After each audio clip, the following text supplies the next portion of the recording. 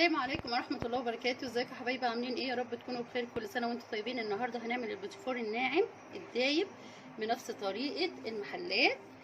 طريقته سهله وبسيطه جدا. هنعمله هنخليه يدوب في البق هدوء كده زي ما انتم شايفين. مقاديره سهله. معايا هنا 4 بيضات كاملين. في ناس بتحب تعمله بصفار البيض، بس صفار البيض بيخليه دايب قوي، ما تلحقيش انك انت تمسكيه اصلا. بيتفتفت بسرعه، فمش بيمسك معانا. لازم نعمل ببياض البيض علشان خاطر يبقى مظبوط معانا بالظبط. ومعايا هنا كوبايتين زبده بدرجه حراره الغرفه. انا عامله ميكس كده من الزبده الفلاحي والزبده الصفراء، عامله نص كده ونص كده اهو. ومعايا كوبايه من السكر، ومعانا كوبايه من السكر البودره ناعم خالص، ومعايا 4 كوبايات من الدقيق، ومعايا نص معلقه صغيره خالص بيكنج باودر، ومعايا فانيليا. هنبدا بسم الله وهنعمل الزبده. هنفضيها كده الزبده تكون بدرجه حراره الغرفه. خلاص، وزي ما انتم شايفين كده حاطه زبده جاموسي دي، ودي زبده بقري. عامله ميكس كده بيبقى طعمه جميل.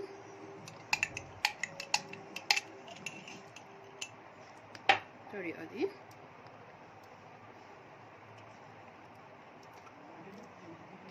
هنضرب كوبايتين الزبده دول.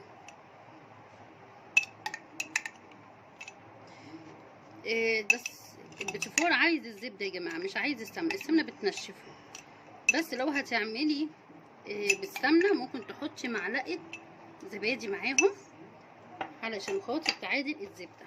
خلاص، هضرب الزبده في المضرب كده.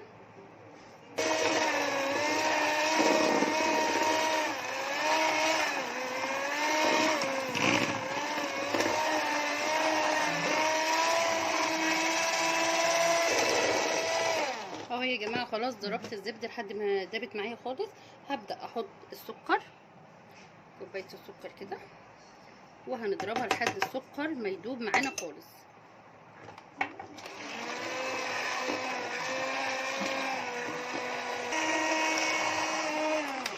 اهو يا جماعه ضربته لحد ما بقى معايا زي الكريمه زي ما انتم شايفين كده. هبدا في المرحله دي نحط البيض ونحط الفانيليا بتاعتنا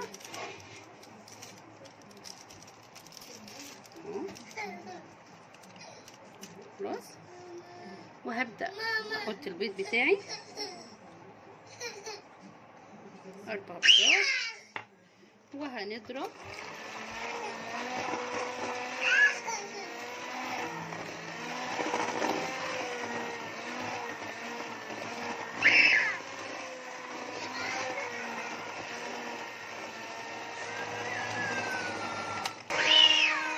خلاص يا جماعه. اديني ضربت البيض كده لحد ما اختفى خالص. هبدا انزل بالدقيق بتاعي كده ونبدا نعجن حوالي 4 كوبايات دقيق كده. طبعا في المرحله دي مش هينفع المضرب خالص، هستعمل ايديا. وهحط نص معلقه من البيكنج باودر. خلاص، هنعجن كده.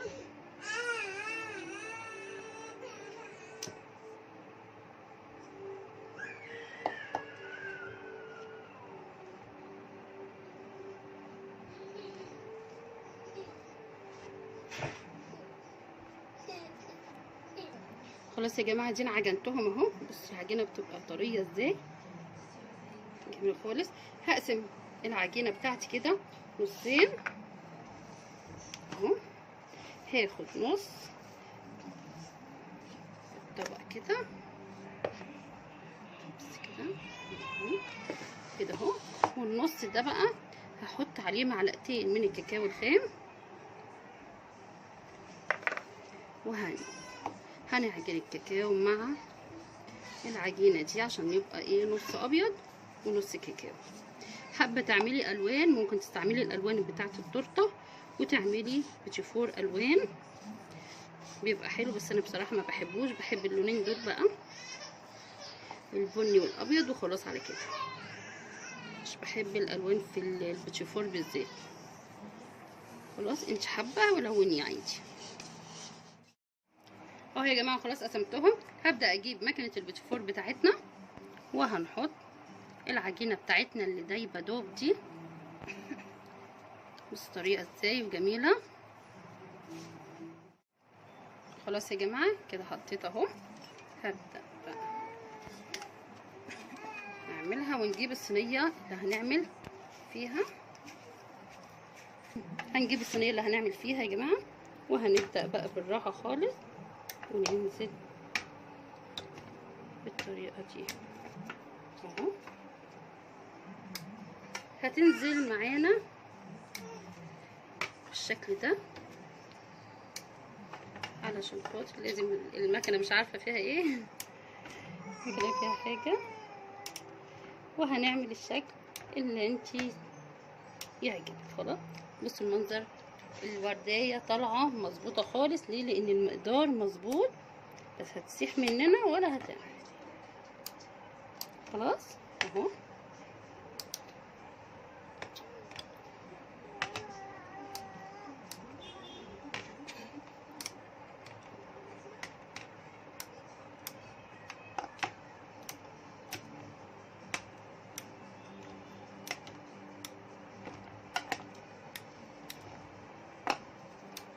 خلاص اهو شايفين نازله بكل سهوله.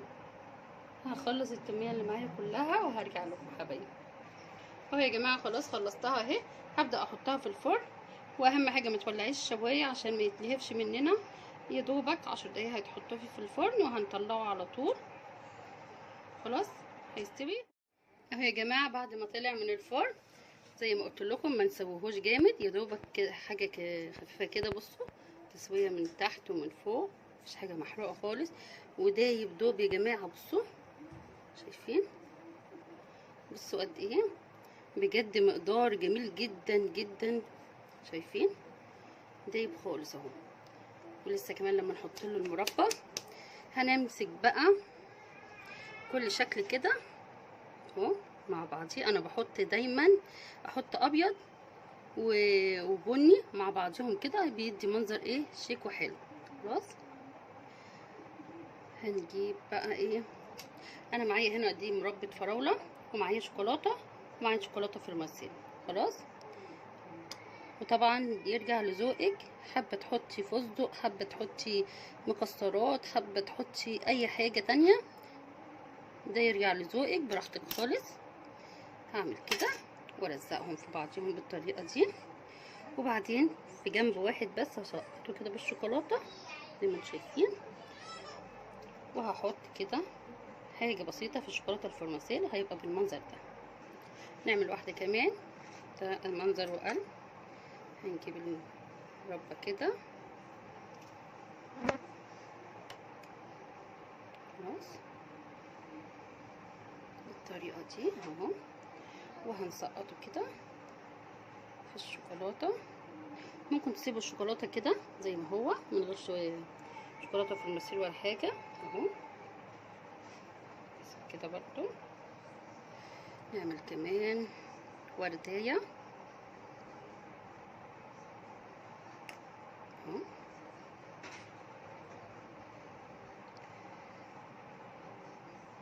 بالمنظر ده. ممكن نسيبها كده زي ما هي بالشوكولاته، ممكن نحط عليها حاجه بسيطه كده شوكولاته فرماسيل. خلاص نعمل كمان شكل كمان.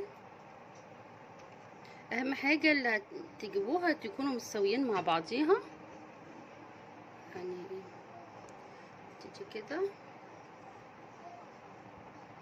حلوه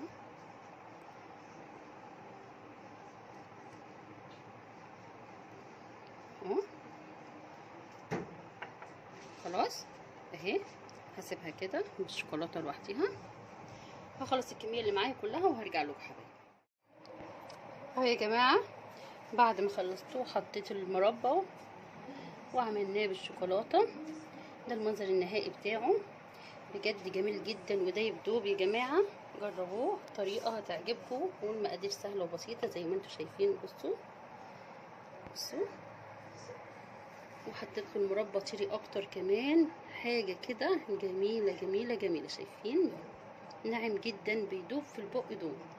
يا رب الطريقه تكون عجبتكم حبايب قلبي. متنسوش بقى تعملوا لي لايك واشتراك في القناه، وكل سنه وانتم طيبين، والسلام عليكم ورحمه الله وبركاته.